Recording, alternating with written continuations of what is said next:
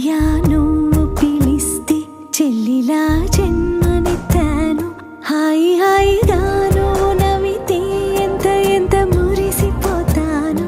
అన్నయ్య నువ్వు తలిస్తే కళ్ళ ముందు వాలిపోతాను. నువ్వు పంచిన ప్రేమకెప్పుడు రుణపడిపోయే ఉంటాను.